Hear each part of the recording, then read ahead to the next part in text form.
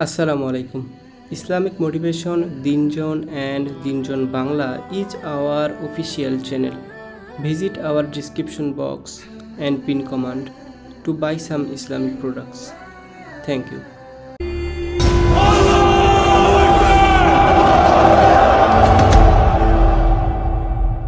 Sulaiman ibn Abdul Malik, one of our predecessors, he asked a question to a scholar, Abu Hazim. Why is it that we hate the topic of death? He said, because you have built your dunya, you've built your empire, you've made bags full of money, you have built your dunya, and you have destroyed your hereafter. You haven't given that any attention. He said, and naturally, you hate to move from that which is built and established to that which is in ruins. So there you are, racketeering, pimping, hustling, grinding, all for the purpose of building something that you can't hold in your hand. All of it stops at the grave. How much of it can you take to your grave with you when you die? Your inheritors, the people you love, they will be the ones standing in front of your carcass, in front of your corpse, saying, take it all off, it's ours now.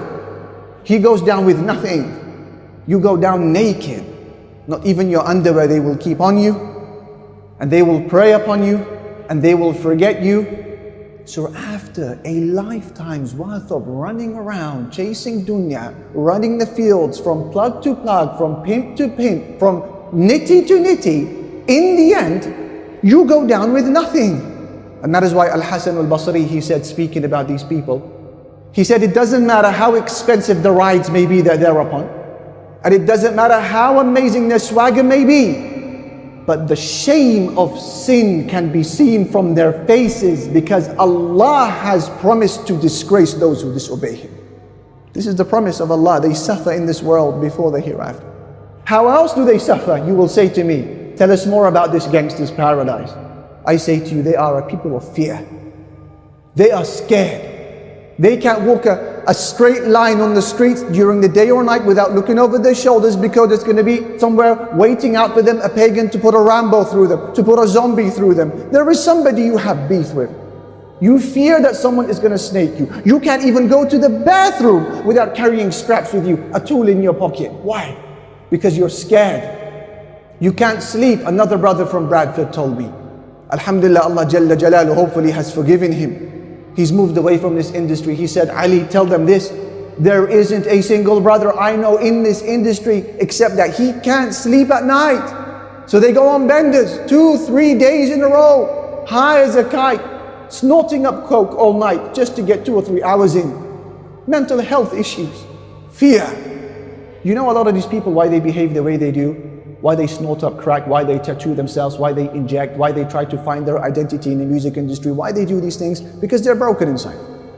A lot of them come from broken families. They are lost. What is a man like me gonna do in this world? So they try to find some identity, some pride in this.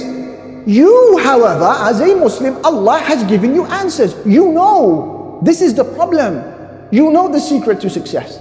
You know the potion to happiness. La ilaha illallah. Muhammadur Rasulullah, Allah has given it to you free of charge. فَأَيْنَ تَذْهَبُونَ? Allah asked, where are you going? Where can you go? Allah asked, أَلَمْ يَعْلَمْ بِأَنَّ اللَّهَ يَرَى? Does he not know that Allah can see?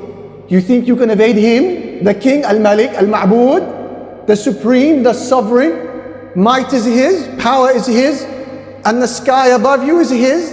The earth beneath you, you walk on is His. The product you're selling is His.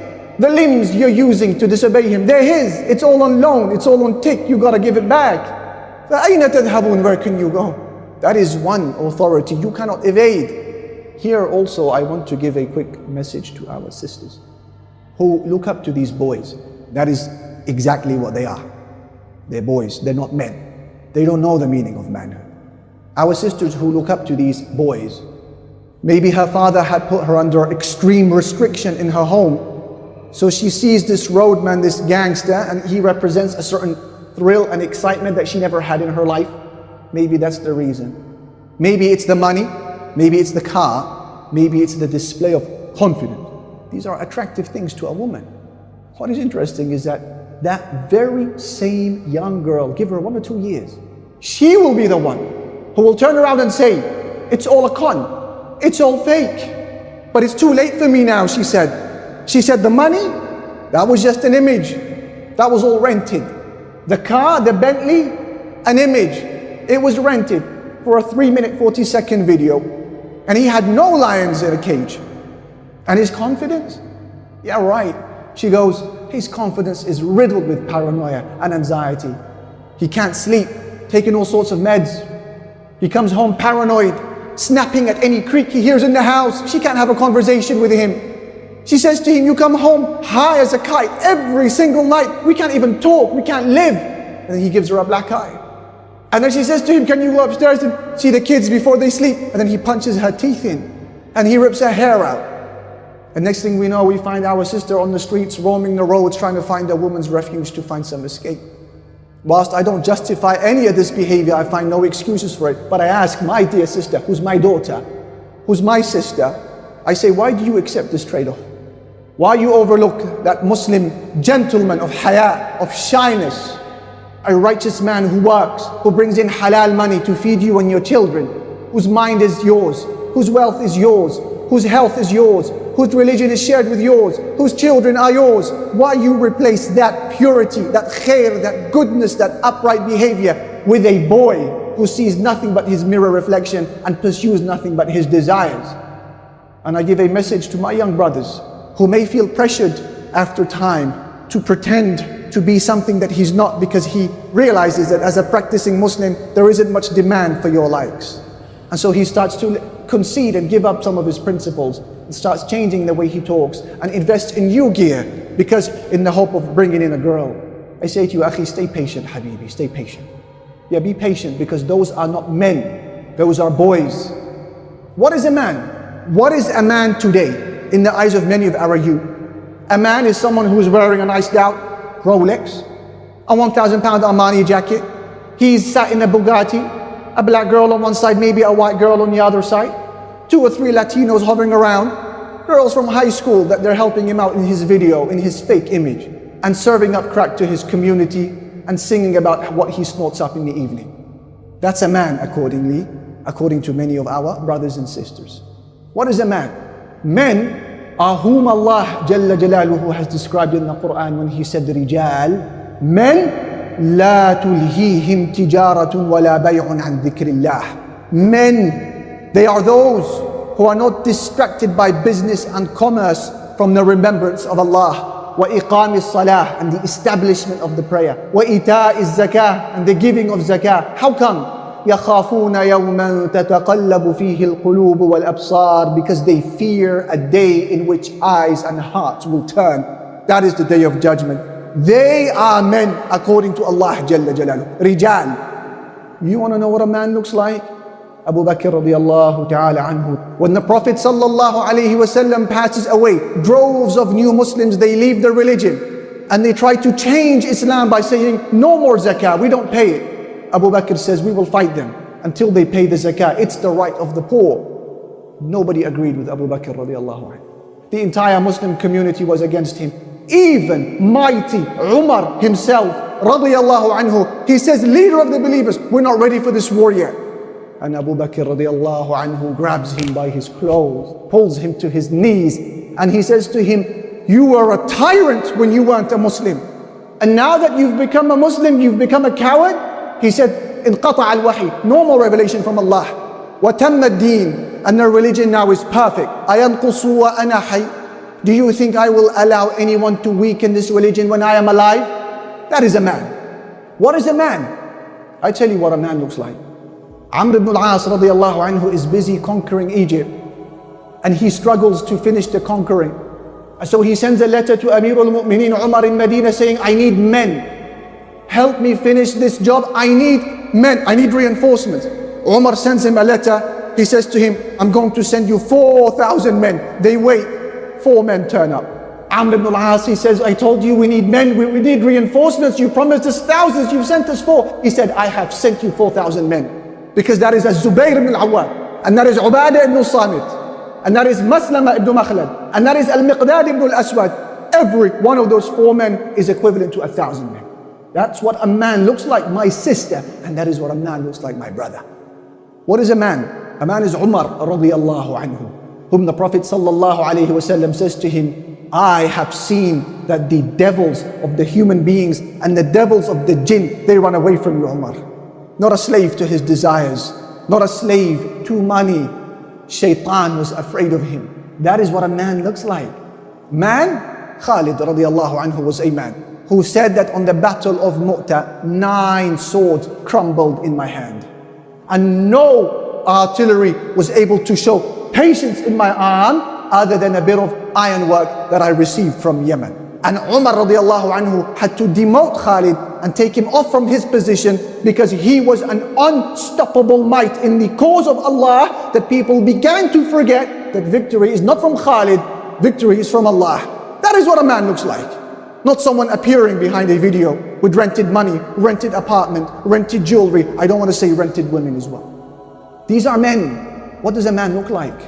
Uthman ibn Abi Talha is a man. Uthman ibn Abi Talha sees our mother Salama on her way from Mecca to Medina by herself. They made her suffer. They took away her husband. They disabled her child. They were now in Medina and she's by herself in Mecca. She is detained. Finally, they saw her crying so much they felt sorry for her. They said, go to your husband in Medina. She makes her way to Medina. That's a 2-week trip, by the way. 500 kilometers on foot. Uthman ibn Abi Talha sees her. He said, Salama, where are you going? She said, I'm going to my husband and my children. He said, who's with you? She said, no one except Allah. He said, I will not let you travel by yourself. I will take you. That's a pagan. Look, he has an opportunity now to be alone with a woman, one of the most noble women of the Muslims, all by himself with her in a desert for 2 weeks. And by the way, he had beef with the Muslims, Uthman. At that time, his dad was killed at Uhud, his 4 brothers and an uncle. This was an opportunity to do something evil with a woman of the Muslims. Didn't touch her, didn't try to harass her. And he did that for 2 or 3 weeks, making his way from Mecca to Medina, 500 kilometers on foot, till they got to the gates of Medina. They're now in Quba. He said to her, you see that tribe? She said, yeah. He said, your husband is over there. Go and join him. And he waited until she disappeared. And then he turned back 180 degrees, making his way back to Mecca. Another 2 weeks worth of travel in the desert by foot.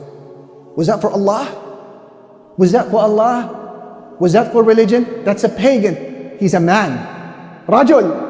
Our mother Salama, she comments, she goes, I don't know of a family who has suffered in the cause of Islam more than my family.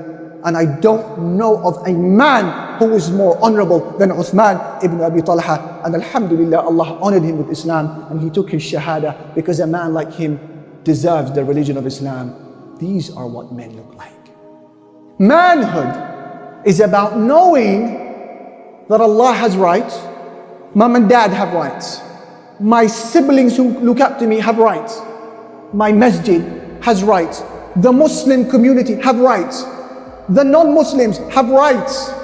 My lungs have rights. My liver has rights. My soul, my health, my mind, my money has rights.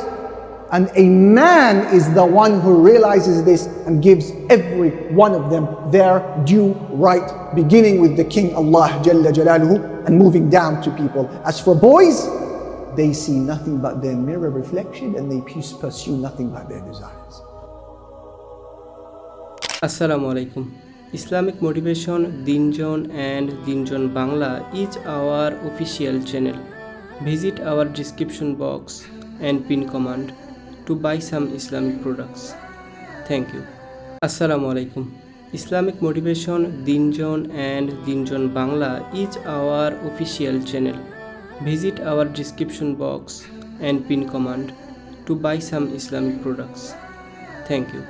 Assalamu alaikum. Islamic Motivation Deen Zone and Deen Zone Bangla is our official channel. Visit our description box and pin command to buy some Islamic products. Thank you. Assalamu alaikum. Islamic Motivation Deen Zone and Deen Zone Bangla is our official channel. Visit our description box and pin command to buy some Islamic products. Thank you. Assalamu alaikum. Islamic Motivation, Deen and Deen Bangla is our official channel. Visit our description box and pin command to buy some Islamic products. Thank you.